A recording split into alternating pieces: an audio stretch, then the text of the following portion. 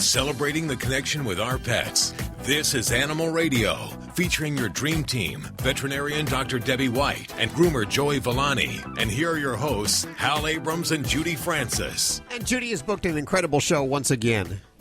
For some strange reason, there's a French man in the show. That's not a strange reason. I did that on purpose. Yeah. You ladies. What is it with you ladies in accents? You like the French accent? I do. Yeah. It's mysterious. Do. It's different. I'm just not, I don't hear that a lot. So does this guest have anything to do with animals or just a French accent that you wanted on the show? Uh-huh. Yeah. Yeah. No, he does. He actually does. All of the above. Yeah. Stephane Garnier will be joining us from France in a few minutes. He's going to tell us how to think like a cat. He has a cat. Yes, I believe he does. his cat, Ziggy, taught him a lot of things about how to be like a cat. Yeah. And when I look down at my cat, they look pretty calm and relaxed. They do. They seem very happy. I wish I could be like that cat. I know. So that's why we're going to talk to this French guy coming up here. I'm sorry. I shouldn't even point it out that he's French. I know. It really doesn't matter. We're going to talk to this expert, this animal expert, this cat expert coming up here in just a few minutes right here on Animal Radio.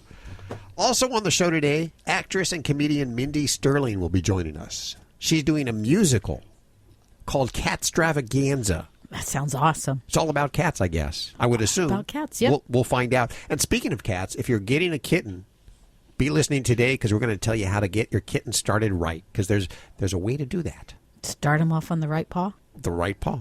Lori, what are you working on over there in the newsroom for this hour? Does your pet want to be around you or a stranger if you were both in the same room at the same time? Really? They've actually, just completed some research on this. And you know me, I can't get enough dog information and how they think. I think it's fascinating. So I've got to share this with you. I got to think just because you're doing the story, it's all about being around the stranger. So we'll find out in just a few minutes right here on Animal Radio. First, your calls, toll free, 1-866-405-8405. And let's take another one for World's Greatest Vet. That is, of course, our very own Dr. Debbie. And we have Tim, who I understand has two questions. Do we allow that? Do we allow two questions? I'm going to allow it. Yeah. Okay, we'll allow two questions. Hey, Tim, welcome to the show. Hey, thank you. I appreciate you taking two questions. First thing is I've got he's supposed to be a miniature long-haired dachshund, but I don't think there's anything miniature about him. He weighs 15 pounds, so I think they sold me a lion as well as a dog. But anyway, he when he drinks his water, he gets choked. I mean, he gags and sounds like he's going to throw up and just has a real rough time with it. So I was just wondering if there was anything that you knew could be causing that. Mm-hmm. And is it only when he's drinking water, or does he have problems with food? No problems with food at all. It's just water. And is it pretty consistent that he does it most every time he's drinking? It's pretty consistent, yeah. Not every time, but he does it a lot. Yeah, and there are some dogs that we can see this where they start this gagging right after drinking. There's some concern that there could be a sensory nerve dysfunction. So basically they're kind of not sensing things back in the back of the throat really well, and it actually is leading to them aspirating and choking on that water. So that's a possibility. It's a little challenging to determine that just from looking at a dog, so there is testing involved. However, there are pets that it's more than just that, and it's more than just them kind of coughing this up. And for some pets, they can actually develop some dysfunction with the laryngeal area, and basically where the muscles in the throat don't coordinate normally, and it allows food or water to actually kind of go down that wrong pipe. That's a little bit more advanced of a situation, and with those pets we can see more labored breathing. They actually may have pneumonia. They may have a different breathing pattern at rest. So it doesn't quite sound like you're in that situation. So I guess the simple thing is that it might be something to look at and to do a little bit more investigation, maybe start with some x-rays of the neck area and maybe have a good anesthetic exam where the vet looks down the throat. Those might be some things to kind of get a little bit better comfort, whether it is something of concern or not. Now, there are some simple things that I would instruct you to maybe try at home to see if this helps to alleviate the symptoms.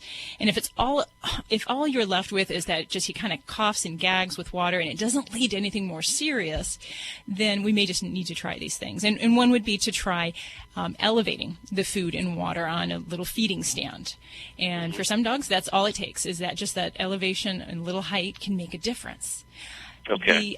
The other thing you can try is to experiment a little bit and add, instead of offering just plain water, you can actually add the water to the food. If he eats kibble or even canned food, you can just add some of his drinking water to that.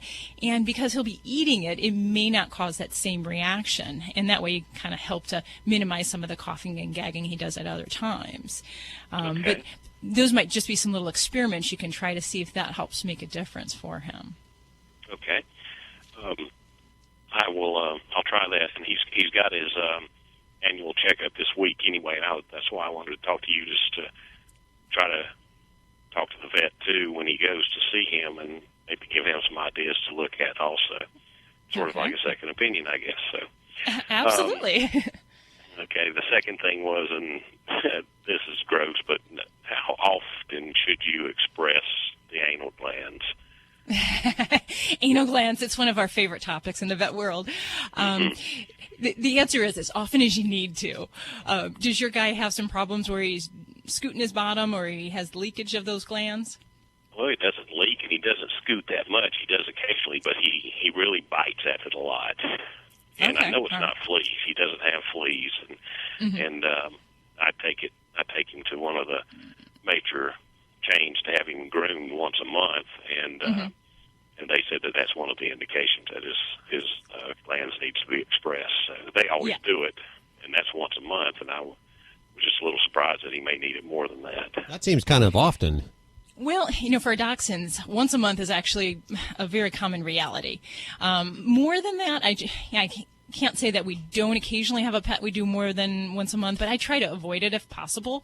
Although, I'll tell you, my little puppy, I'm down to like every 2 weeks for him, because he actually starts leaking his gland material around the house. So I'm kind of with you there. I'm getting a little frustrated with these glands. But yeah, I would shoot for once a month if you can. But for the, average pet, maybe a non-dachshund, I'd say every 1 month to every 3 months. And how do you know if there's a problem? Yeah, if they're scooting, licking, biting at the bottom, or leaving lovely little stinky smells that smell like nasty tuna coming out of a can. To me, that's a symptom that we need to get those. What causes that? Because Ladybug doesn't deal with that. Don't want to jinx it there, knock on wood. But why is it one dog has to have their anal glands expressed more than another dog? There's a lot of theories out there. Some folks think that it's related to the fiber content in the diet, so they'll try to bulk up their stools to make them not have problems. But, it doesn't always work that way.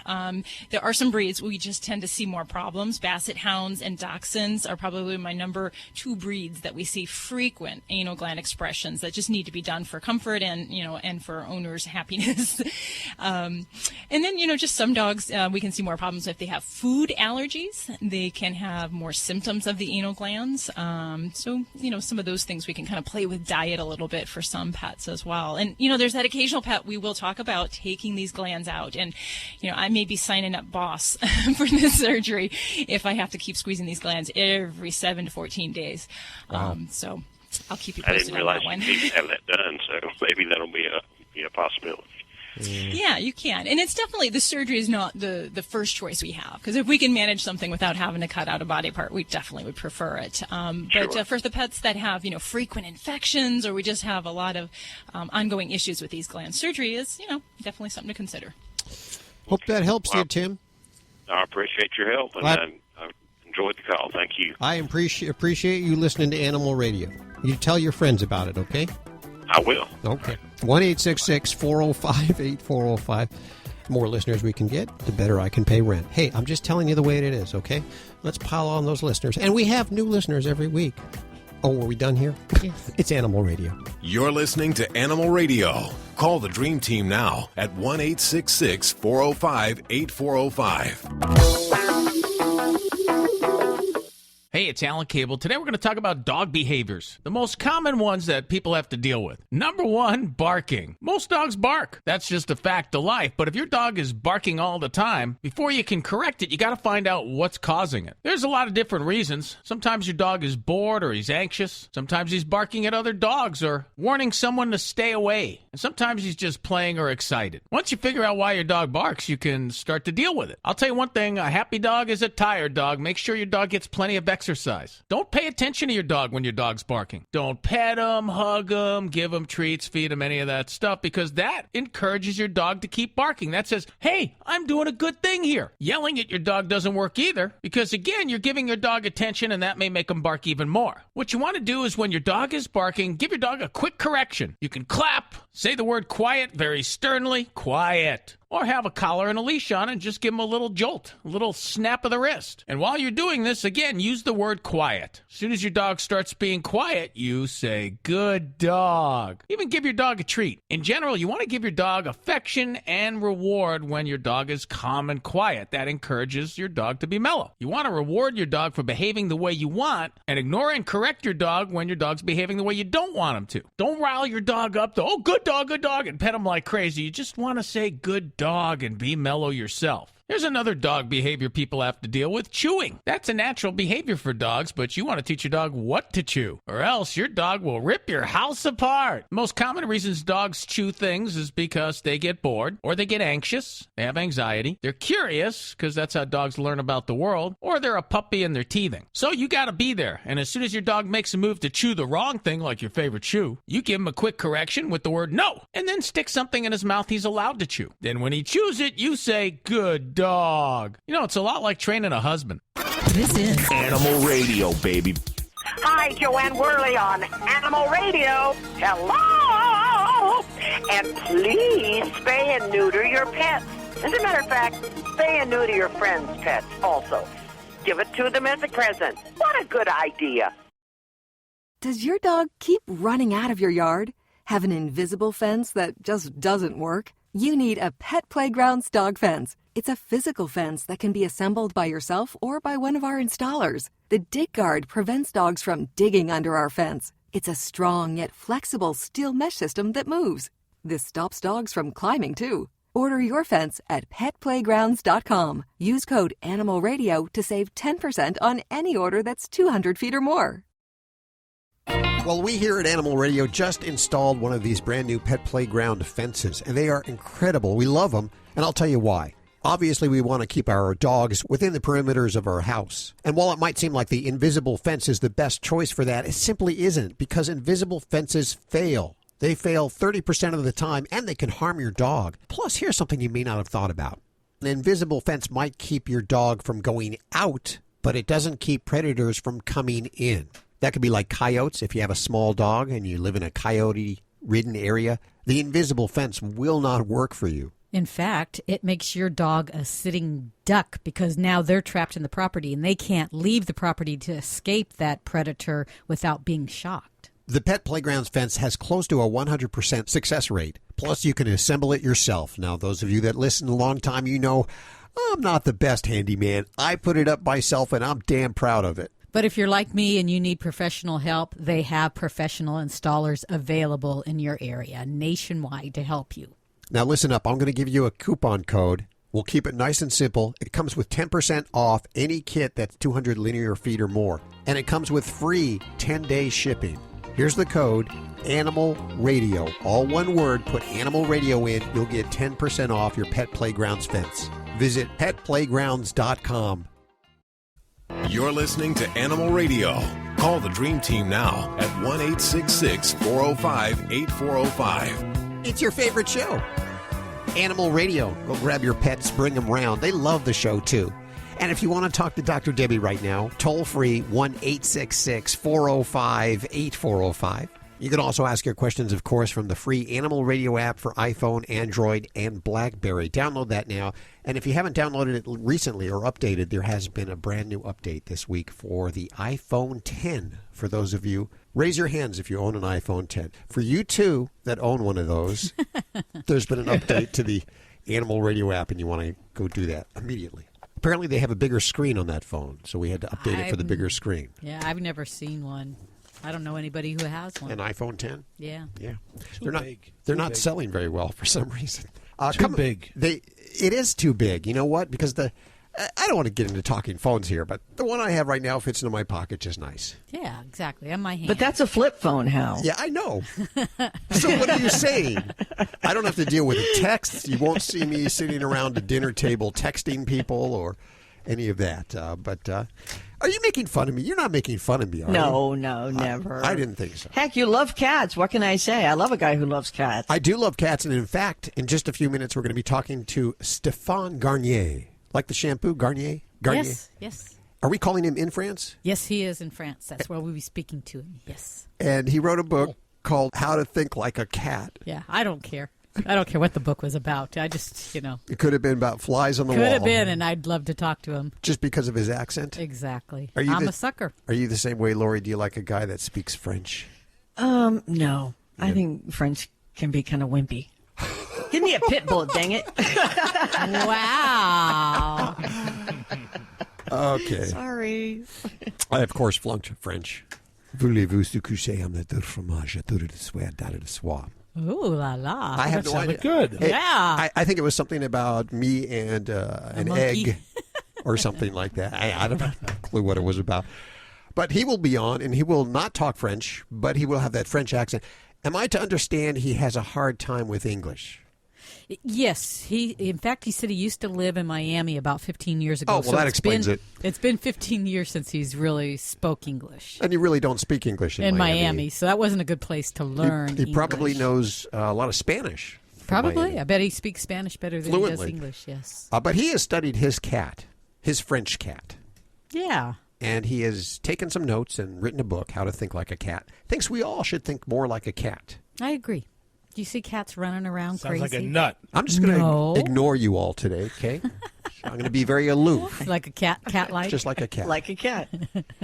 Joey, what do you got coming up on the show today? Well, if you've ever experienced a dog or a cat's coat that is soaked in urine for whatever reason, could be old, could be at the kennel, I have a formula. Did you say soaked in urine? Yes. Did you ever, sometimes you have geriatric dogs Yes. that lay in their urine, okay. or they've been Yeah. in a kennel, and that smell and stain sometimes doesn't want to come out. But I know how to get it out, so I'm going to tell you. I'm going to be listening to that because we have a geriatric cat who's having a hard time cleaning herself. So, yeah, occasionally there's a little bit of urine. She doesn't smell the greatest. No, she doesn't. Yes. But I love her like nobody's business. And I want to clean her up so she doesn't smell like urine. Yeah. If you're in the same boat, in just a few minutes, Joey Villani, the dog father, the cat daddy, will tell us how to clean up our urine-soaked pets here on Animal Radio.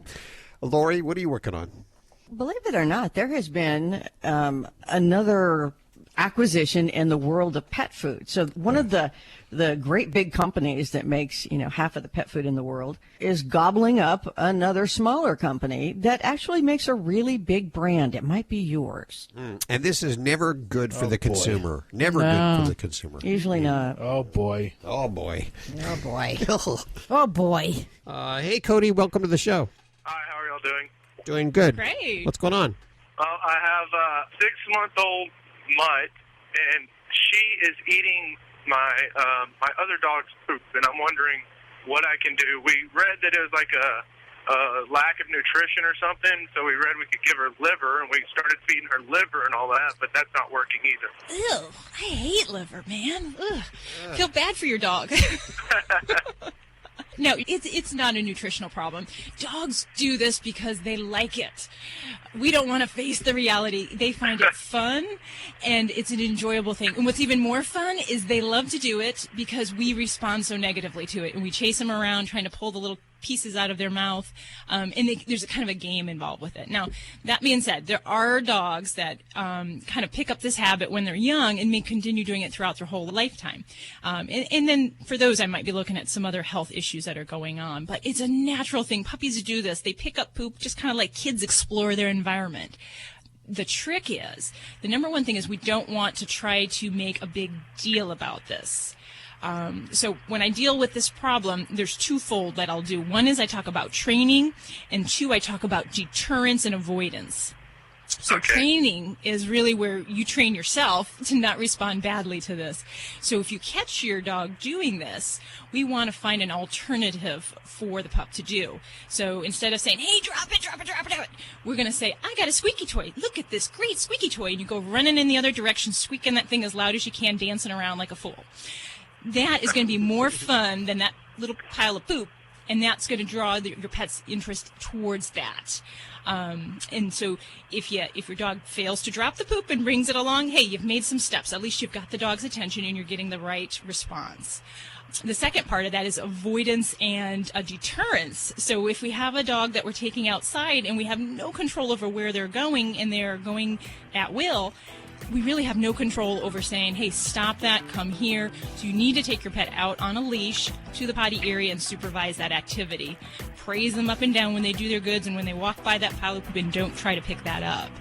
And then the deterrence things. There's tons of different products out there that you can feed to dogs to make their poop taste bad. If you believe it, you have to do that. Hi, Tom Bodette here. Apparently it's super cool to do this voice when you're trying to be real serious. It's called vocal fry. Yeah. So I just want to stress how at Motel 6 you can get a great room for a great low price. How do they keep this up? I feel like I have mono. I'm Tom Bodette for Motel 6, and we'll leave the lozenge on for you. Light, I meant light. Hi, this is Jesse Tyler Ferguson from Modern Family. I'm on Animal Radio. Adopt a pet. This is an Animal Radio News Update. I'm Lori Brooks. Hey, whether your pets want to be around you or they prefer to be around a stranger, that depends on where you are. According to a new study, scientists already knew that dogs interact with objects and explore a room more in the presence of their owner, more so than with a stranger. And pets greet their pet parent longer and more enthusiastically than strangers if they've been, separated from the owner for a while. A new study has shown, though, that how dogs behave with their owner versus strangers depends on the context and the task being asked of in this situation. Researchers in Florida worked on this. They gave pet dogs recruited from homes a choice of being petted by their owner or by a stranger in two different situations. One group was tested with their owner and a stranger in a room that was in the dog's own home. Another group was tested with their owner and a stranger in an unfamiliar place to the dog.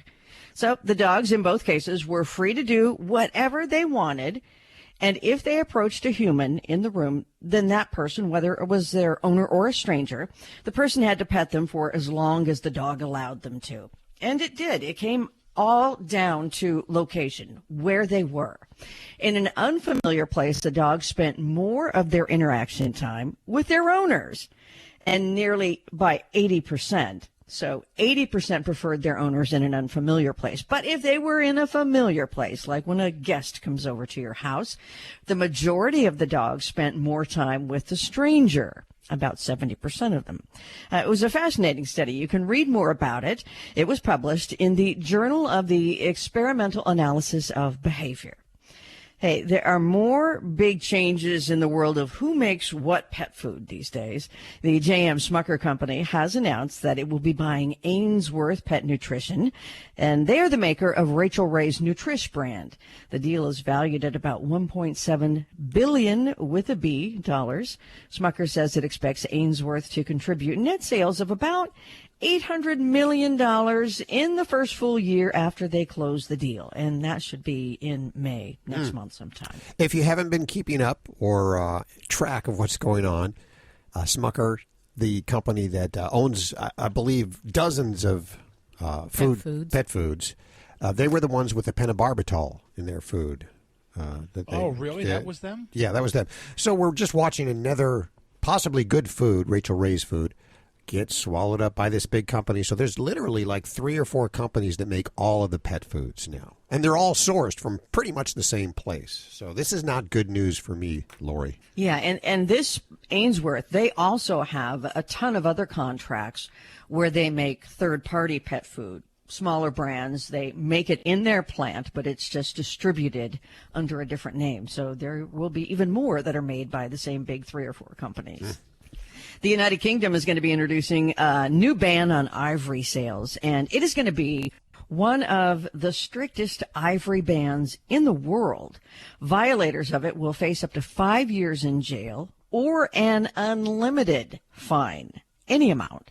While much of the demand for ivory does come from Asia, Europe, if you didn't know, also has a very large market, and conservationists have been working on this new deal for the UK for several years, but it's finally gone through.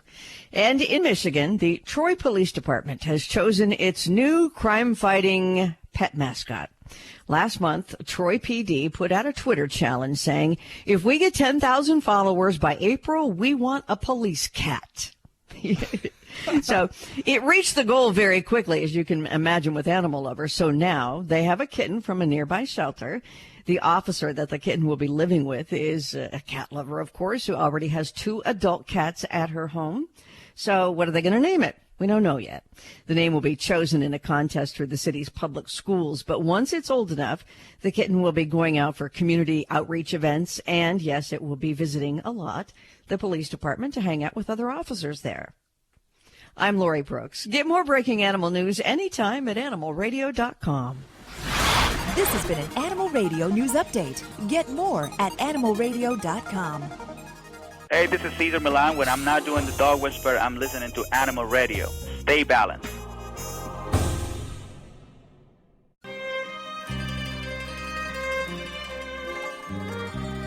You're listening to Animal Radio. Call the Dream Team now at 1-866-405-8405. It is Animal Radio. He is the grand poobah of grooming, the big kahuna of pet hair. He is the dog father.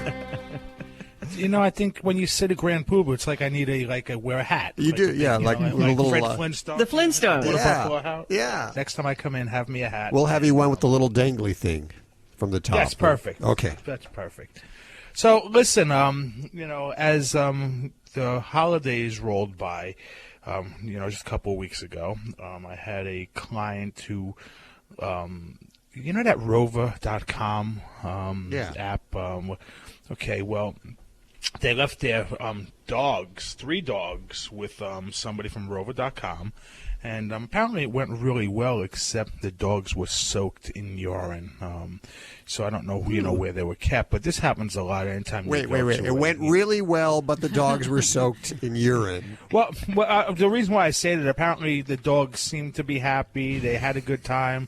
They sent pictures. They were with other dogs. Okay. But they, let's put it this way. If you left your dog with me, your dog wouldn't be soaked in urine. But, and usually when you get your pets back from any type of kennel type experience, they don't smell all that great. Yeah. Well, in this situation, and she was a professional groomer as well, and she got the dogs back and bathed them 3 times and could not get the smell out. So she called me panicking, what can we do? And, of course, Joey Villani always has a good remedy. Yep. So this is what we did. Okay. If you ever have this situation, you want to get yourself some apple cider vinegar, and you're going to dilute 1 cup of apple cider vinegar in distilled water always works best, but if you have nothing else, just plain old tap water will work. The reason why I say distilled water is because it don't have all the minerals in it that sometimes can discolor some coats. Couple of drops of degreaser. What I mean by degreaser is, Dawn dish detergent. Any type of detergent, dish detergent works fine.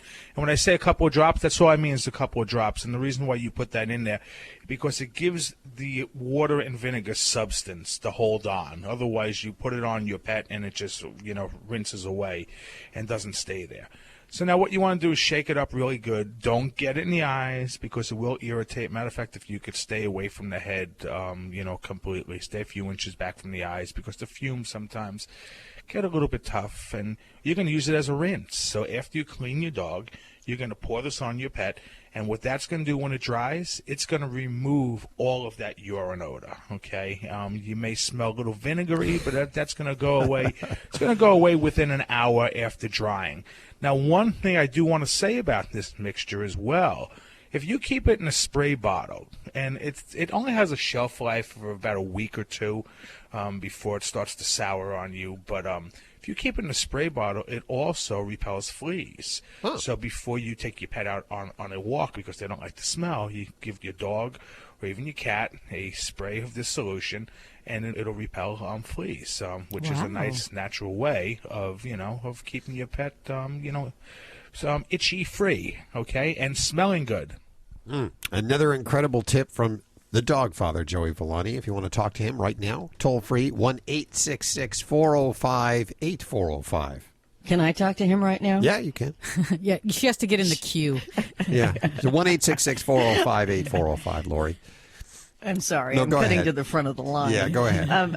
I like to say, Joey, sure, you try spraying that on a cat. I don't think I'd get very far on that with Diane.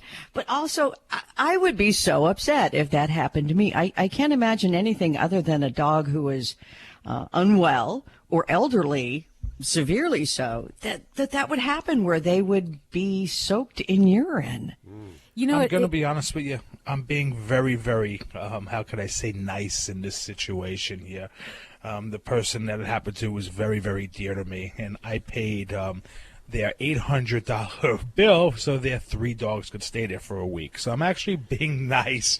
But one thing I will say about your cat, put it on a sponge. Sponge your cat. Well, that's probably a better idea. That's a good idea. Yeah. I have all the answers, people. Yeah, all You the do. answers. You do. Sometimes when I get excited, I pee myself too. So they could have had a great time. I keep a spray bottle of that in the studio. Little vinegar, yeah. Yes. My dogs would never be going back there. $800 for the week? Damn, $800. I got to start taking animals Yeah, really. in. Second job, new second job. Third job. Fourth job. Toll free 1-866-405-8405. This portion of Animal Radio is underwritten by Pet Playgrounds. Pet Playgrounds makes physical, non-electric, do-it-yourself dog fence kits. Not electric fences. And they offer professional installation services nationwide. Visit petplaygrounds.com to order your dog fence kit today. And thanks, Pet Playgrounds, for underwriting Animal Radio. You're listening to Animal Radio. Call the Dream Team now at 1-866-405-8405. Hi, this is Doug Gray of the Marshall Tucker Band, and forever you'll always be listening to Animal Radio. Keep loving those pets. Hi friends, this is Dr. Marty Becker, America's veterinarian. After a traumatic experience at the veterinary office, have you ever thought to yourself, there has to be a better way? When your veterinarian is fear-free certified, you'll find your pet's vet visit is safer, more comfortable, and actually enjoyable. Your dog will go from shaking in the lobby to pulling you into the exam room with a wagging tail, and your cat will be purring inside the carrier. To find a certified fear-free veterinarian near you, go to fearfreepets.com. This portion of Animal Radio is underwritten by Fear Free. Fear Free takes the pet out of petrified and puts the treat into treatment. To learn more and find a certified fear-free veterinary professional near you, visit fearfreepets.com. It is Animal Radio, celebrating the connection with our pets. And yes, we're a little bit cat-centric this hour. That's okay, because I'm a cat guy. And you're not afraid to admit it. I am not afraid to admit it. I love the cat. And you know what? It's springtime, and you know what I like around springtime? Is I like to find myself a bottle baby. And that means litter of bottle babies. This probably doesn't sound very masculine, does it? But springtime is the time for little kittens. And if you're getting a kitten, there's a right way to do it and a wrong way to do it. And we have Dr. Liz Bales joining us. She's not only an expert, but she's a multi-talented. She's an inventor, too. Doctor, welcome to the show. Thank you so much for having me. And I just wanted to tell you, real men love kittens. Yes. Damn straight. There you go. Yes. Tell me, why is it that it's spring that the kittens are all aplenty? All right, we're going to get sciencey straight out of the gate here. Cats are what we call seasonal induced ovulators. Based on the daylight cycle, they're ready to start getting pregnant in early spring. If we were getting a kitten, how do we do it right? Because you could mess it up, couldn't you? Well, it's more that neglect or just lack of good information is causing a lot of the problems that we end up seeing in adult cats down the road.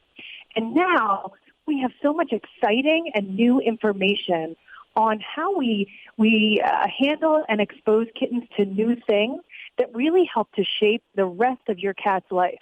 You mean like socializing them? That's it. We used to think about dogs with socialization, and we've heard so much about that, and cats just never hit the radar. But as it turns out, it's really crucial that we socialize cats in a calm and informed way to end up with the kind of cat that's going to be a great companion for life. Are there classes for cats like there are for dogs, like socialization classes? There are, but they're harder to find. The more that your listeners and my friends are asking for them, the more you're going to find them. So you might want to call your veterinarian or your local humane society or cat rescue, and the more they hear from us about how important it is, the more that you're going to find that information out there. What kind of benefits do they get from early socialization? So the most important time for a kitten is pretty early on, between 3 and 7 weeks. But we normally get our kittens 6, 7, 8 weeks. And during that time, we want to just gradually introduce them to new things when they're feeling relaxed and happy, like putting them in the carrier and walking around the house and giving them treats in there, like feeling their ears and their paws and opening their mouth and making them feel comfortable and happy with that. Even just as simple as getting regular handling by grown-ups and by children, we can teach our kids how to pick up and carry a cat and get the cat comfortable with those things. And ultimately, even the socialization that we talked about with other cats and even with other species, again, in controlled and relaxed ways that don't start fear, but that make our cats feel comfortable and relaxed. If we don't do that, if we don't socialize them early, what kind of behavior problems would we have? So, we'll take a cat that so many of us have come across later in life that haven't been socialized. And we find when people come over, they want to run and hide. They don't want to be carried. You try to pat them or open their mouth, and they get afraid. And cats will, when they're feeling fearful, their first instinct is to just get away from that fear by running and hiding. And if they feel that they can't do that successfully, then they can become aggressive, and it's really just out of fear.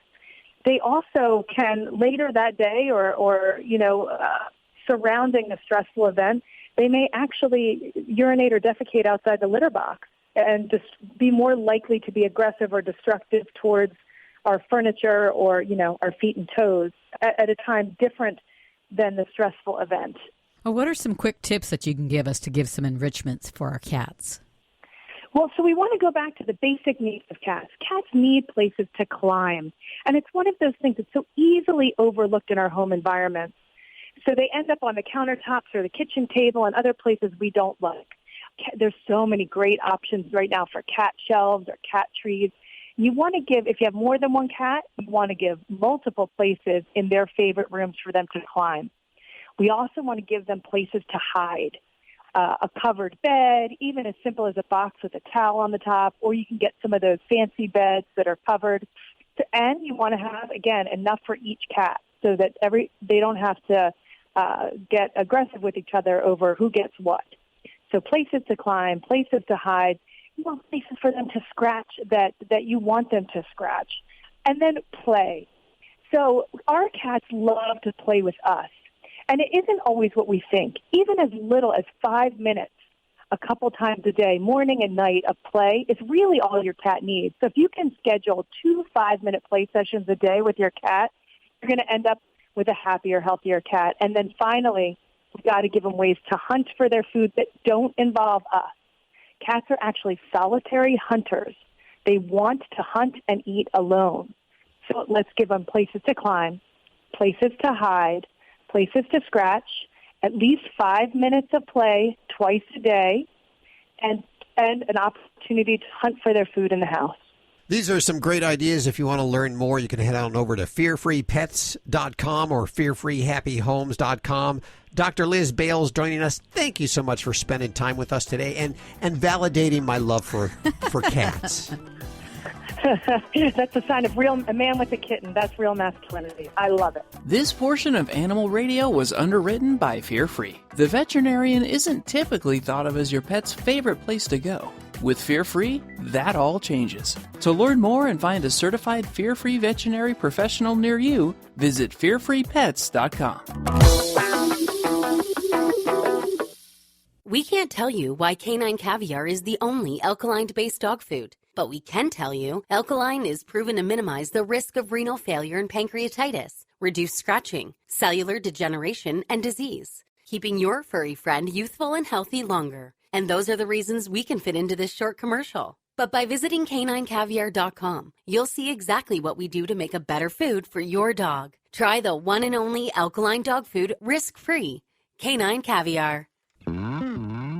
Celebrating the connection with our pets. This is Animal Radio, featuring your dream team, veterinarian Dr. Debbie White and groomer Joey Villani. And here are your hosts, Hal Abrams and Judy Francis.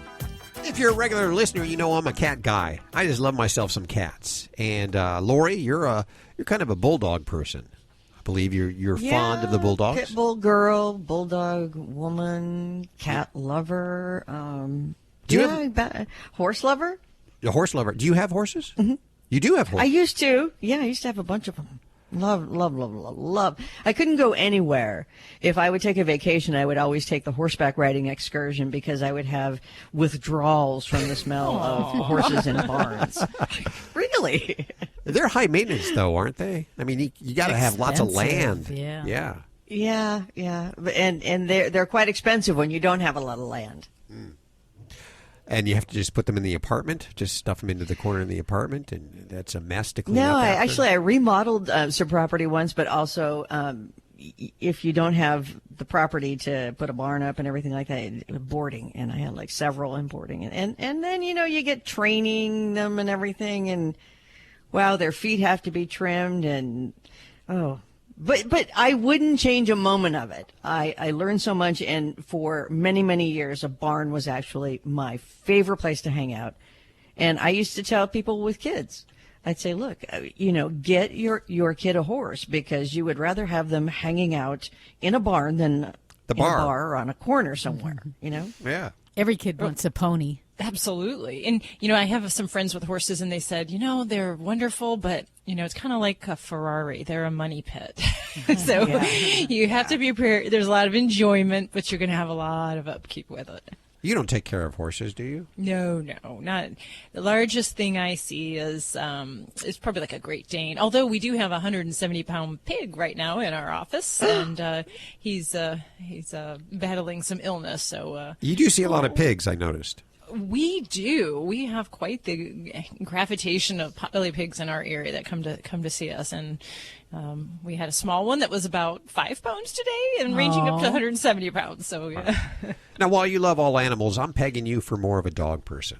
I think in this point in my life, I am a dog person. I used to be more of a cat person, but it was just kind of where my life was and my living situation, and I love them all. But for myself, my activities, I'm more of an outdoorsy person now, and dogs go with me more readily. See, that describes me exactly. I always had cats and such a cat person, and now I'm kind of a dog person. I still have my cats and love my cats, but now I've turned into a dog person too. You're changing. I know. Now, whether you're a cat person or a dog person, this show is for any animal that you might have, any companion animal. It could be horses, could be birds, it could be fish.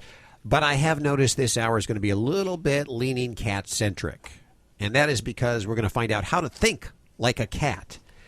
And we can't find any experts here in the U.S. that tell us how to think like a cat. Frankly, very few people actually know how to think like a cat. However, we have searched the world, and we have found in France. Is he in Paris? Do you know where he is? No, he's not in Paris. He's in Lyon. Lyon, France. a Frenchman who was a little bit reticent about coming on the show today because he doesn't know English very well. Is that correct? He said he didn't speak it very well, but I thought he spoke very well when I talked to him beforehand. Okay. Yeah. So I did a pre-interview with him just to make sure that we could communicate. Not that it mattered, but, you know. But I think yes, he speaks English very well. He was just a little nervous. I need to set the scene, ladies and gentlemen. Let me tell you that usually we keep the air conditioning on about 65 during the show. It is down now to 61. And it's still warm in here. It is, and that is because the ladies just love the French accent. All except Lori. Lori, what? I'm a California girl. You I grew up with a lot of Spanish-speaking people, and I loved it. Sure. There you go. He's going to be on in just a few minutes. Stephane Garnier is his name. He's going to tell us how to think like a cat, and apparently he's an expert because his cat told him how to think like a cat. Showed him. When I think of a cat, I think they're very aloof. They don't really care about things. I don't think they seem selfish. You think they it's seem only about themselves? Only about themselves. Yes. I don't know. You guys are being a little hard on the cat world, I think. I mean, cats are independent spirits. That's all. You know, why put the energy out, Well, make them work. Make us work for it as humans. Sure. Well, let's face it, Dr. Debbie. A dog is like, what can I do to please you? I love you. What do you want me to do? And a cat is That's like, true. Really, could you just turn out the lights and turn on some soft music and go away, please? Go open that can of food. You have better things to do, like opening some tuna fish for me, don't you? Also this hour, comedian Mindy Sterling. What is she doing? Well, she's doing a show, a musical called Catstravaganza. How awesome is that? And she'll be on this hour. So it is cat-centric today. And whether you like cats or dogs or whatever, we'd love to hear from you. Toll free, 1-866-405-8405, even if you have a pet rock. Do you work on a lot of pet rocks, Dr. Debbie? No, there's not much upkeep, but I did have a collection of pet rocks when I was younger. Sure. Just because I didn't have pets when I was young, and I was kind of sick and weird, and I would drag around stuffed animals on leashes and talk to my pet rocks and, sleep with one. I had to rotate and sleep with each stuffed animal on a different night because I didn't want them to get jealous that I wasn't paying attention to them. So what are you gals laughing at? I think she's making total sense. I did the same thing. I still don't know. do. Okay. If you want to talk to Dr. Debbie right now, get on the phone, 1-866-405-8405. We've been keeping Ann waiting. Hi, Ann. How are you doing? Fine, thank you. How about you? Good. Sorry for the delay. That's all right. How can we help you? I have a question about a puppy that my son just got. It's actually my granddog. He has about a year and a half old English bulldog, and he decided he was too lonesome and needed a playmate, so he got him a Weimaraner. Huh. He's also a boy, okay? So he is now about 2.5 months old, and I've never heard of a dog doing this. He will relieve himself just whenever he wakes up. I mean, if he's laying in your lap, he's laying on the couch, if he's laying in his bed, if he's laying anywhere, he will just go all over himself, and you too. He doesn't get up, he doesn't go anywhere. And now he also has an umbilical hernia. They said they can't do anything about it until he's 4 months old. I don't know if that has anything to do with it, but I've just never heard of a dog doing that. He at least gets up and goes somewhere, Yeah. Now, when he's doing this, is he peeing or pooping or both? Just pee. He'll go outside to poop. Okay. And does he go outside and urinate outdoors? Do you ever see him do that? If you stand there long enough with him, and if you jerk him up as soon as you think he wakes up and take him out there. Okay. But it's almost like it's an accident, when it happens. He didn't mean to. Okay. And how does he do at night when he's sleeping? Does he have accidents at night? Yeah, and he'll just lay in it. I mean, if he's sleeping on the couch and he just wakes up, he'll go all over himself and just lay there in it. He doesn't even get up. Seems like I've had a theme of urine calls lately here. They're I was just thinking dribbling. that. This dribbling when he's awake and sleeping definitely would have me concerned, because a puppy at that age, it would not be unusual for them not to hold their urine very well. And at that age, about every hour we can anticipate a pup's going to need to go outdoors. So that would be a realistic time frame. And I would say if we're making sure we're doing that and we're still having him leaking, then that to me would really make me wonder about some kind of urinary problem. And there are some congenital problems, basically, where the urine flow isn't directed in the right way, and we can get a pet who is a chronic leaker. And that would be something I would really talk to your veterinarian about looking into. And if it seems like he can hold his urine at night, but he's dribbling during the day, then I might not feel that might fit his condition as much. But I would really want to make sure we get a urine sample in, get that checked out, and see. I can't make any case about, you mentioned the hernia, and as long as we're talking an umbilical hernia, which is kind of in the belly button area, those, if there's not a problem with those, we usually will delay until they're a little older to fix that. But I can't make a case that could interfere with any kind of urine problem at this time. So I'd really say, gosh, let's get a urine sample to your doc, and I'd really want to see if he has anything that we might want to look into, such as an ectopic ureter condition, which is not something we want to have, but we just need to do a little bit of looking, see if that's the case, and see what we can do for your little guy there. And the urine sample will tell the doctor what he needs to know? That'll be a starting point. And basically we want to make sure there's no infection, because that definitely throws everything off if we've got any kind of urinary tract infection. So that's just ground one. The next step from there, if that looks normal, might entail doing some x-rays or even using special types of dye and doing x-rays at the same time to see how the urine flows from the kidney down to the bladder, and to make sure all of those plumbing, if you will, to make sure they're all in the right place and that they're all doing their job. So it could get into much more involved steps, but I would certainly say, get that urine checked right off the bat. That's the first place to start with. Okay. Well, thank you. Thank you, Ann, for your call. This portion of Animal Radio is underwritten by Pet Playgrounds, makers of the safest and most reliable real dog fencing system in the world. Dog trainers, veterinarians, and dog lovers highly recommend Pet Playgrounds to protect your dog. Learn more at petplaygrounds.com. And thanks, Pet Playgrounds, for underwriting Animal Radio. You're listening to Animal Radio. Call the Dream Team now at 1-866-405-8405. Dogs or cats, horse or emu, animals are people too. A little dog in Flint, Michigan has found a new friend who is changing her life forever. Rex Miller lost a leg when he tried to jump a train when he was only 15 years old. Miller now owns the Greater Flint Prosthetic Center, where he usually makes artificial limbs for humans. Miller made Peg's new leg for free because her owner works for a non-profit organization that trains leader dogs for the blind. Peg will eventually be trained to be a service dog and will probably be working at a nursing home because she seems to be a big hit with the senior citizens. Miller said he just wants everyone to know that there's an option out there for animals as well as humans. I'm Britt Savage for Animal Radio. Animals are people too. Animal Radio.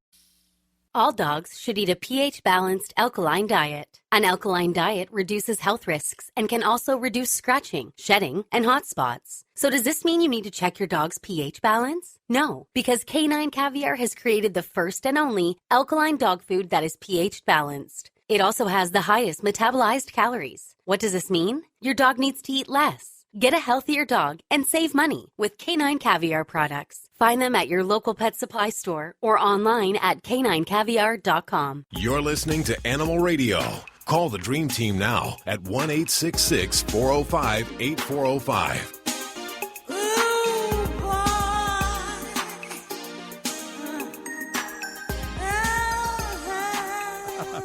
That's a cat hair, I think. I don't know. There's hair all over my mic. Cat hair, dog hair. I don't know.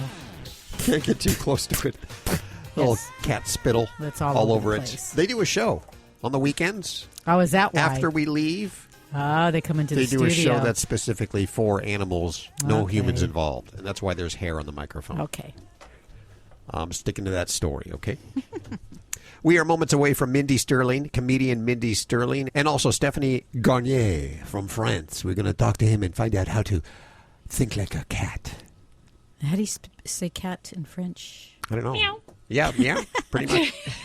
I believe it's shot. Isn't it shot? C-H-A-T? It's a shot. Yes. I don't know if that's how you pronounce it. I'm sure it isn't. We'll screw it up. Give me any pronunciation, and I will screw it up. But he's going to be on in just a few minutes. He's going to tell us how to think like a cat. And Lori Brooks, we're going to do a quick check of the newsroom with Lori in about 10 minutes. What are you working on? There's something that you need to be concerned about. Anybody here have a fish aquarium? I used to. Nope. Why? I used to have one. I never knew this. I'm going to tell you something that can be, I mean, if you have a saltwater aquarium especially, you could almost blow up your house. Close to it. I mean, you could have the hazmat team there, and we'll tell you how. It's crazy. Oh, so this is especially important for fish owners or fish guardians. Yeah. Listen up, okay? Yeah. That's coming up in about 10 minutes right here on Animal Radio. Let's go to the phones. Hey, Ray, how are you doing? Oh, just fine. How you guys doing? Very good. Where are you calling from today? Missouri. Missouri. What's going on with your dog? Well, I have a Commodore, and I believe she's mostly Commodore, but she's crossed between a Great Pyrenees. Oh, wow. She's a big girl then, huh? Oh, she's a wonderful dog, and yes, she is pretty big. She weighs about 125 pounds to 130. Ooh.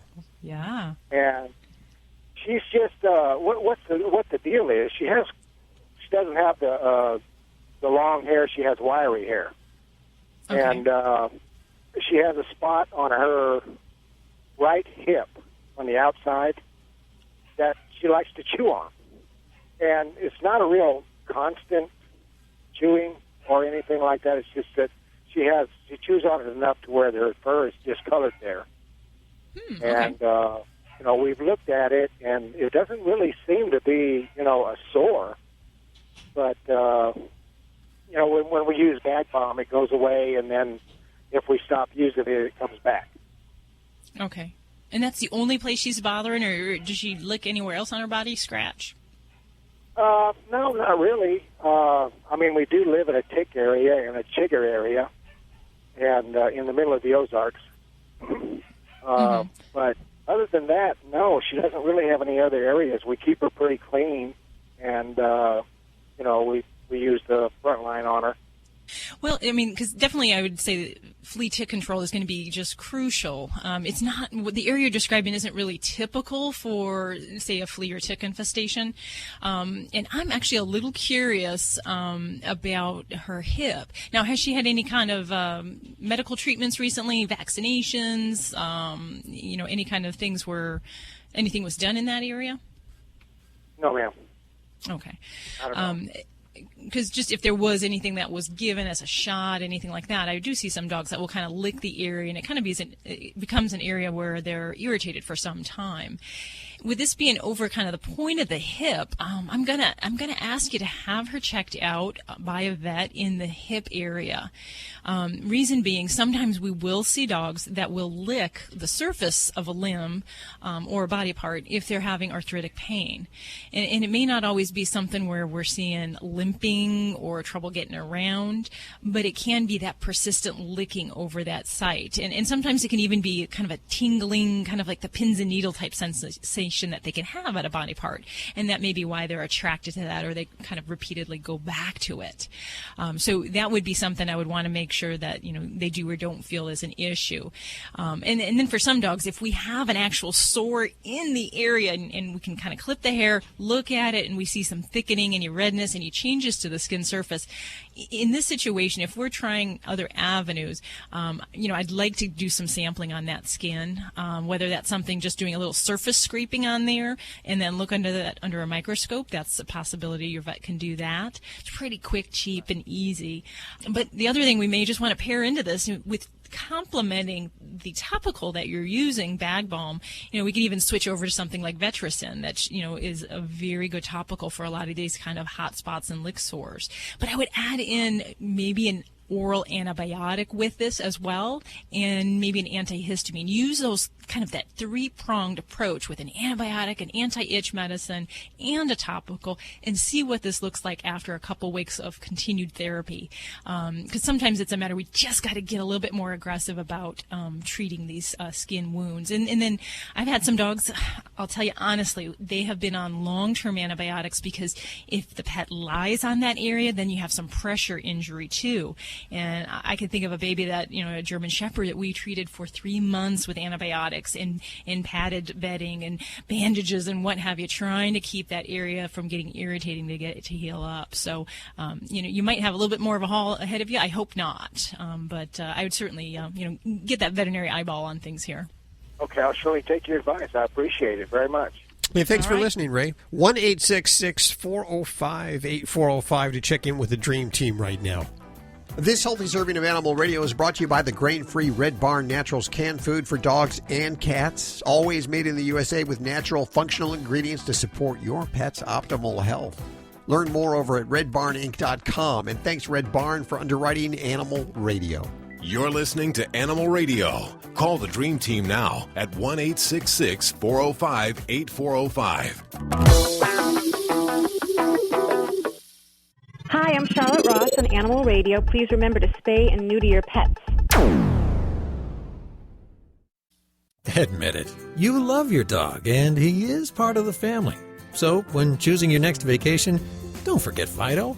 With just a little planning, the entire family can enjoy a road trip. To find the best vacation spot for Spot, subscribe to Fido Friendly, the travel and lifestyle magazine for you and your dog, where each issue includes hotel and destination reviews, where both you and Fido are welcome. Go online to FidoFriendly.com and find out what all the barking's about. Hi, this is Mayim Bialik on Animal Radio. Please adopt a pet. This is an Animal Radio News Update. I'm Lori Brooks. Here is a really scary story for anyone who has a fish aquarium, especially a saltwater aquarium. This incident happened recently in Steventon, England, after an entire family and their 2 dogs became sick. And then luckily they quickly realized that the incident was connected to the man of the house having cleaned their fish aquarium the night before. What happened was, during the cleaning process, the dad unknowingly scrubbed a piece of coral, and that coral released a toxin that made them all sick. It's what's known as a paletoxin, and it can be life-threatening if you breathe in the fumes or you get it on your skin, or heaven forbid, somehow you eat it. The symptoms of breathing the coral's toxic fumes are similar to having pneumonia. You get a and you cough a lot, difficult to breathe. But realizing coral may have been the culprit, and I have never heard of such a thing, so good thing that this guy knew to think about this. He called the local police department. First responders showed up in force, a massive response, including a hazmat team. The house had to be tented to get rid of that toxin, but luckily it's all back to normal now. Turns out the offending coral is something similar to a weed in the sea. It only grows where you can't get anything else to thrive. So, weeds are never good. In Baton Rouge, Louisiana, there may finally be closure for the owners of a dog that was shot and killed by a sheriff's deputy. That family is going to receive $75,000 in connection with the settlement of their lawsuit. The body camera on the deputy who fired that fatal shot captured part of the encounter with a large dog. This was 2.5 years ago, August of 2015. The video showed the deputy saying, and like on TV, let me tell you, this is going to be hard to hear. The deputy said, "Dog, you're about to die. You understand me? You're about to die." And then the deputy chuckled after he said that. So that was on the video. But the recording ends before the deputy shot the dog in the owner's yard. The deputy had said that the 2-year-old Presa Canario dog named Tank, big dog, he had said that the dog leapt at him, but that didn't happen. It wasn't seen on the video either because the body cam had been turned off, and they believe intentionally so. The sheriff's office fired that deputy recently for his, what they call, untruthfulness in an unrelated incident that happened on the very same day that he had killed Tank. Oh, Isn't that awful? I think it's amazing that they got $75,000, which is an incredible amount. Usually they only reward the amount of the property that our animals are, which is about $10,000 at most. So there must have been some pain and suffering. There must have been other extenuating circumstances to have such a huge reward. Do you know? I think because they, of course, released this saying that they are settling this without admitting guilt. But I think when you say, dog, you're going to die, you understand me, you're about to die, and then you laugh, that is just horrific. And $75,000 is... Yeah, it shows premeditation as opposed to life-threatened. Yeah. And I think what it also says, it says that people that are in charge are disgusted by it just as much as we are. They're already taking responsibility for it in a financial way. So, I'm glad he was canned. Yeah, but he wasn't canned for that incident. But a bad cop is a bad cop. Where did this happen again? And they found a way to get rid of him. That was 2.5 years ago, August of 2015. In Baton Rouge, Louisiana. Louisiana. Okay, good to know. All right, happy story now. A woman's memories of her recently deceased husband and their longtime dog will live on through a potentially life-saving donation to the Windsor Locks Police Department in Connecticut. She was checking out an online fundraiser. When she did the research, felt good about it, she decided to foot the entire bill for a protective vest for Rachael, one of the Windsor Locks Police Department's police dogs, K9. Her husband had died last summer, and their dog, 17-year-old Buddy, died just 3 months after that. So this was a really great way to honor both of them. She said that her husband loved dogs, and she hopes that the donation will bring attention to the work and the needs of police dogs because they do such important work, and they do it fearlessly, in her words. So she said, we should do everything we can to protect them. Nice story. I'm Lori Brooks. Get more breaking animal news anytime at animalradio.com. This has been an Animal Radio News Update. Get more at animalradio.com. Hey, this is Sean Hayes on Animal Radio. Remember to spay and neuter your pets. You're listening to Animal Radio. If you missed any part of today's show, visit us at animalradio.com or download the Animal Radio app for iPhone and Android.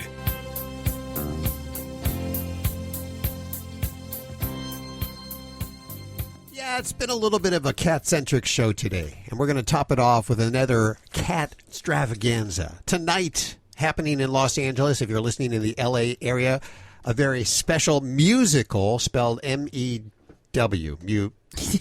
I get it. You get it? I just want to make sure we all got that. I don't know a whole lot about it, but I think it's something that I want to go to, and it's happening tonight. I'll tell you all about it. It's to help the Charm School for Wayward Cats, and we've talked about this 501c3 many times here on Animal Radio. One of the people in the big Catstravaganza, is comedian Mindy Sterling, and she's joining us right now. Hi, Mindy. Hi. So I understand that you're doing your workout and you're on your cell. And so set the scene right now. There's probably workout machines to your left, to your right. You're looking out a big window. Hot guys. Oh, my God, you're right. I did not realize that you are so multi-talented that you're going to be in this Catstravaganza as it's a musical. So it must mean that you're singing. I am singing. Several other people are singing, and there's dancers, and there's kids, and there's a kitty, and it is pretty spectacular. We're doing sort of a little Hamilton versus a lot of other, I think, genre of music. And alongside you, some amazing people, Fred Willard. Who else? Wendy McClendon? Fred Willard. No, Wendy couldn't do it. Oh. Let's see, who else? We have Nicole Sullivan, and, I'm completely... Elaine Hendricks. Yeah, remember Elaine Hendricks? Is she doing that? I don't know. I didn't see her at rehearsal. Okay. So this is something that anybody, dog lovers, flamingo lovers, ferret lovers would love, even though it's about cats? Oh, my God. Any animal lover. It really is all about animals and saving the animals and, from dying, from being out in the wilderness, from not getting care. And what this organization does is so wonderful and compassionate about these cats being born, these these feral mothers, and they, they're not getting care. They're running around in the wild. Anything can happen. And so what they try to do is they try to trap them, neuter them, take care of them, and then release them. And some of them, they sort of foster them for adoption. They're a great organization, and this just sounds like so much fun and just star-studded. It must have been fun just rehearsing. How many days have you rehearsed for this? Oh, just so far one. Oh. So, yeah, so far it's just been one. So that's what I'm saying is I don't know all the people because it wasn't everybody there. And there is just a group of really dedicated people that love animals, love kitties. So we all get to talk kitty talk. And it's wonderful. It really is. Do you have a cat? I have 2 cats and a dog, and none of them like each other. Oh, that's too bad. It's not great. Do you allow them to sleep in bed with you? Oh my God, yes. Oh.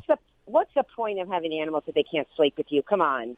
Really, I think every back doctor and back surgeon in the country would advocate that. I sleep in this really weird position just to accommodate my cat. I don't want to bother her. Same here. Totally same here. And I have to go to the chiropractor at least once every 2 weeks. And I don't care. Well, good for you. Well, thank you for helping out the Charm School for Wayward Cats. The Kitty Bungalow. The Kitty Bungalow. Charm It's School. so sweet. I know, it really is. And I went to see the facility, and I think if anybody is ever in town, they need to go see what these people are doing, all these volunteers. They are so dedicated to these little kitties, and some of them are just dreams. And if I could adopt more, I would. But I'm going to give them to other people. This event goes down tonight at the Montalban Theater at 1615 Vine Street in L.A., and it kicks off. Doors open at 7 p.m. I understand there's going to be live music from Almond and Olive and magic by the fantastic Fig and his cat, Newton. I'm just going for that alone. That's Yes, no, it's going to be really exciting, you guys. So, come on down and tell everybody and bring somebody. There's prizes, and it's going to be just a really exciting event. I'll put all the information over at animalradio.pet. Mindy, you're awesome. You're always welcome here. Thank you so much. Go give those cats, and when you get home, of course, go give those cats and dog a big old hug from all of us here at Animal Radio. I sure will. Thank you so much, very much. And I'm vicariously working out through you. You got it. Take care. You're listening to Animal Radio. If you missed any part of today's show, visit us at animalradio.com or download the Animal Radio app for iPhone and Android. Hi, this is Elaine Boozler on Animal Radio. Spay and neuter your pets and some of your exes. In today's automotive news, the latest Lincoln revealed in New York is the Aviator. This all-wheel drive SUV continues the luxury brand's path. Under the hood, a twin-turbo engine, and you'll be able to start it and drive it from your cell phone. You'll also be able to issue other people permission to drive the vehicle via the cell phone and revoke it when needed. The Aviator also uses a camera to scan the road ahead and adjust the suspension. To see it, go to ourautoexpert.com. I'm Nick Miles. My Chrysler Pacifica is totally loaded. It has stow-and-go seating, the available Uconnect theater, and listen to these speakers. Hey, Mom, what was that song? Huh? What song? Chrysler Pacifica. It's loaded with attitude. Chrysler is a registered trademark of FCA US LLC. People say less is more. At Red Barn, we think less is better. It's what you won't find that sets our natural premium pet food apart. No byproducts, no corn or soy, no fillers. Just the natural ingredients your pets need to live the healthy life they deserve. Look at the label. We want you to. Red Barn Naturals Pet Food. Simply the best. Find it in your local pet specialty store. Try our chicken rolled food as a meal or shredded as a topper.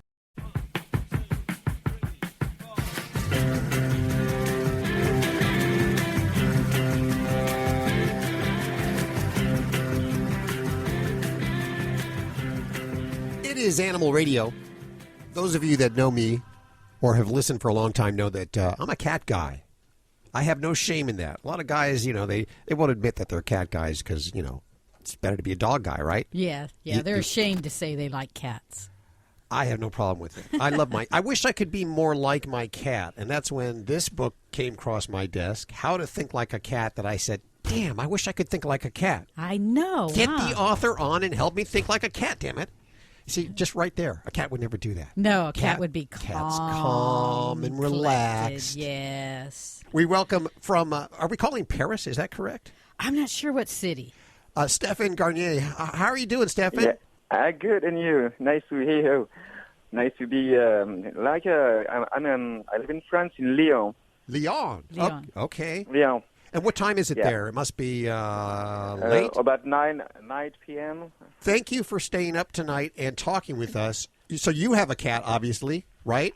Yeah, I've got 3 right now, but I wrote the book with my first cat, Ziggy, called, and I live with him since 15 years ago. Yeah, right now. So that's the cat that inspires me, this book. So what did you learn from Ziggy and his philosophy? Oh, a lot of things, you know.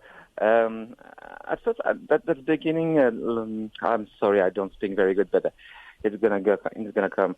I live with him since 15 years. So one night I saw him like more human, you know, and he was always happy. And I think to myself, how is he doing to be happy all the time?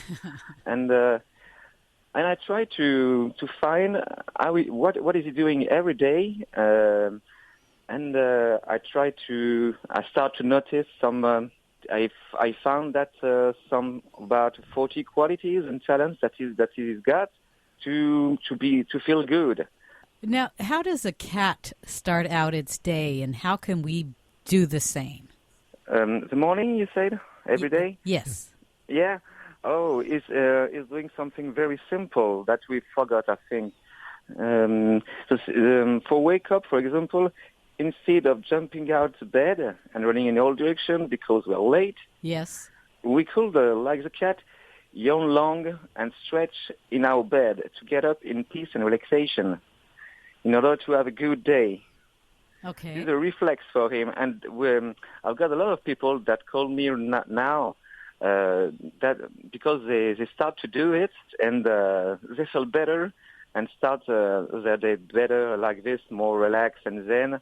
That's a chemical fact in reality, because when you yawn long and stretching your bed, there's some chemical in the brain that that makes you happy anyway. That's it. See, okay, I think what I'm hearing is that if you spend a little more time in bed and then stretch when you get up, and the yawn, the endorphins will send and yawn long. Yeah. So don't just jump up when that alarm clock goes off and run out the bedroom, run into the bathroom, get dressed, run out to your car. Cat doesn't do that. A cat wouldn't do that. We just have to take the time. And doing like you've got cats, you? Oh yeah. Yes. So, yeah. So you see them when they just wake up. They take the time and just.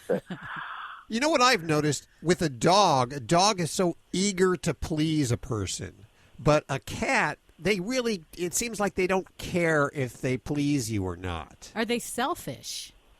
Are they selfish? No. That's a big difference between the dog and the cat. The cat is not selfish as we understand it. It's human label that we try to stick to him without really understanding its attitude in reality. The cat thinks about his well-being to be able to give to others at first. So for us, we must keep in mind that in order to be useful to others, we must already know how to give to ourselves. You know, that's the same thing for love. It's impossible to really love somebody if we don't love ourselves first. So that's something that doesn't exist for cats. He's independent, but he's not selfish. At the end of your book, you have a test, right? Yeah. What is the test about? The test is about all the 40 qualities that I described in the book, and that's just funny to I highlighted this attitude and talents of the cats that we can inspire ourselves to live better. And at this point, the test at the end of the book can show us how we can make some change in our life to live better like the cat. It's just funny like this, just to know if you're a kitten or already a real cat. It looks like a great book, and I have a few copies to give away right now to listeners at 1-866-405-8405. If you're not lucky enough to get on through, head on over to Amazon or your favorite bookstore and ask for How to Think Like a Cat. Stephane Garnier is the author, and we'll put links over at our website at animalradio.pet. Stephane, thank you so much for joining us today. Thank you so much, too. And have a good day. Okay, ladies, just chill out. Where's Come the fan? on. Turn the fan on. Woo. Joey, you and I are like chopped gefilte fish. I have an accent, too, okay? You have an accent? Yeah, just not quite the same. Time for us to get on out of here and get the ladies back into fresh air. If you need your fix during the week, and I completely understand if you're like Jones and it's Wednesday and it's like, I need some animal radio. Download the Animal Radio app for iPhone, Android, and BlackBerry, or visit us at animalradio.pet. Have a great week. Ciao. Bye-bye. Adios. This is Animal Radio Network.